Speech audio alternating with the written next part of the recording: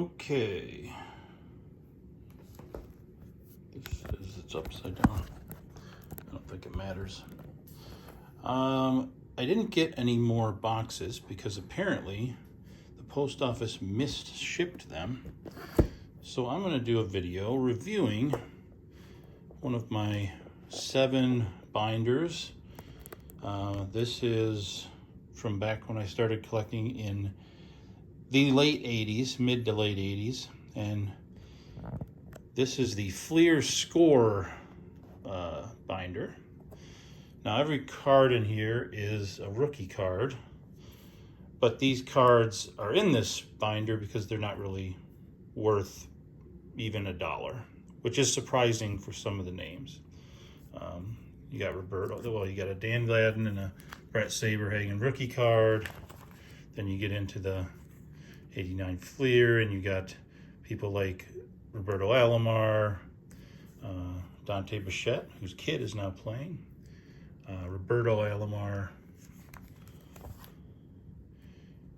So anyway, none of these guys are worth a great deal, if anything at all. And some of them never panned out. Some of them had okay careers.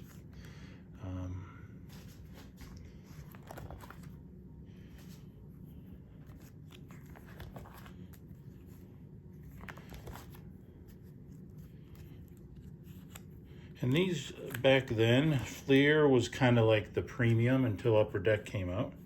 And they cost about 75 cents a pack. And I think you got 10 cards per pack.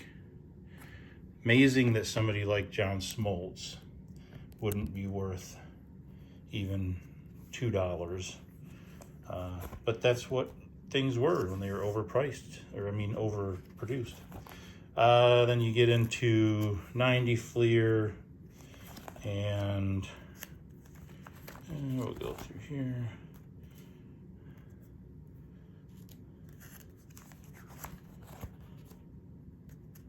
Somebody like David Justice, again, surprising that somebody like that wouldn't be worth anything, but they aren't. Then you get into a really ugly Fleer era, and there's really nobody of value there. And then some newer ones is still with Fleer. Now we're into 93. Then they have these prospect pair cards. Not one person on there would be somebody you'd probably recognize that played for a while. And they kept making those. Now we're into Score. Now Score was similar to Topps in that it was very cheap. It was about 25 cents a pack versus Fleer's 75%. Somebody like Chuck Knobloch, very good hitter. And this was their first round pick series. Then you get into 91, 92. And again, none of these are really of any value. I mean, Eric Karros was a good player and a good prospect. Surprisingly, Jim Thome's rookie, I mean, a Hall of Fame hitter, not worth more than $1. Sandy Alomar, who actually at the time was a better prospect than Roberto, but that changed. And then they had 1990 rookies. These cards also, whether they're Fleer, Donruss, Score, Topps, they tended to have this border around them, which kind of stinks for grading because it really doesn't take much for the border to be not centered. So here we're in a very, very simple.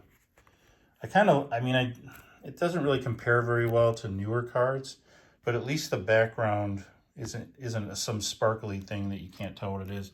It's the field, it's the fans, and it's a very simple design. Rob Dibble had a good career. Mark Grace, I can't believe that wouldn't be worth $2 because that was like my 3rd favorite player.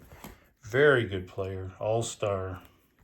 Al Leiter, his kid in baseball now. That makes you feel old. You got guys who now their kids are in pro ball.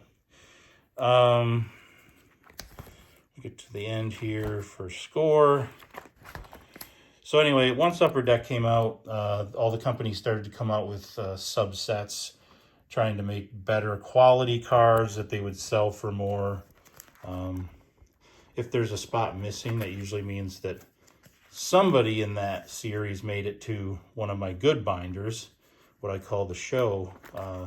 They made it to the show. So the cards that aren't in here, I'll go over those probably at a later time. These are the ones that just aren't really worth anything. I just wanted to go through this. And then finally, last but not least, you have what are called sports flicks. Probably not going to show up very well on the phone, but it would change from a face. Let's see, Ellis Burks hitting. And sports flicks were kind of like that. So anyway, that was my interim video while I wait for the rest of my boxes to arrive so that I can break those. And I will post another video when I get my next box, which was supposed to be the same as this Topps Chrome, except it was going to be the update series from 21. So that's it. Bye.